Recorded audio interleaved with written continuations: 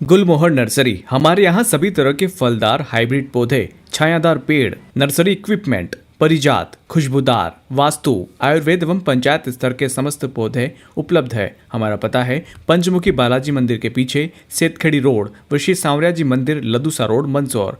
अधिक जानकारी के लिए कॉल करें 9300521818। मंदसौर। ईरान की इजराइल व अमेरिका के साथ जंग में मंदसौर का एक परिवार बहरीन में फंस गया। मंदसौर के जनकुपुरा के पार्षद सुनील बंसल के भतीजे शालीन बंसल की पत्नी और बच्चे बहरीन में फंसे हुए हैं। कुछ दिनों पहले शालीन के दादाजी का देहांत हो गया था, तो वह बहरीन से मंदसौर आ गए थे। उनका बच्चा बीमार था और उसे हॉस्पिटल में एडमिट करवाया गया था, जिसके चलते शालीन की पत्नी और बच्चे मंदसौर नहीं आ पाए थे। पिछले कुछ दिनों से ईरान और का अमेरिका व इजराइल के साथ युद्ध चल रहा है, जिससे अब आगमन करना काफी मुश्किल हो गया। बहरीन में भी अटका हुआ था, जिसके बाद शालीन के बेटे को हॉस्पिटल से डिस्चार्ज कर घर भेज दिया है। ऐसे तीनों मां बेटे मंदसौर आने की जद्दोजहद कर रहे हैं। पार्षद सुनील बंसल ने सांसद सुधीर गुप्ता से बात की और बहरीन में दूतावास से संपर्क किया जा रहा है। लगातार युद्ध चल रहा है, आपके परिवार के लोग भी फंसे हुए, कितने लोग फंसे हुए और क्या है? देखिए, ईरान अमेरिका इजराइल युद्ध में जो स्थिति हुई है, तो गल्फ कंट्रीज में मेरी बहू और पोता पोती वो बहरीन के अंदर फंसे हुए हैं।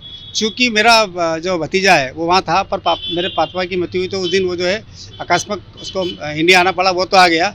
और उसके बाद जब युद्ध चालू हुआ तो निश्चित रूप से वो भयग्रस्त बेटा मेरा जो पोता है वो हॉस्पिटल में भर्ती था।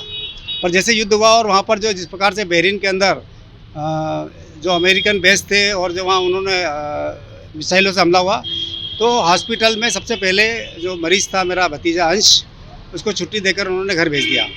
चूँकि वहाँ बहू और दोनों बेटे बेटी अकेले हैं और इतने भयभीत हो रहे हैं, बार बार फ़ोन पे फ़ोन करे जा रहे हैं।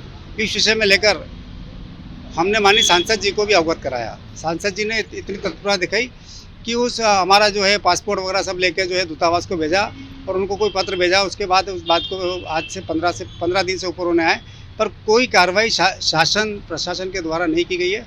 और वहाँ वो भयभीत हो रहे हैं। रोज़ प्रतिदिन जिस जोन में वो रहते हैं उसके आसपास ही बहुत जो है मिसाइलें और बम की वर्षा होती रहती है।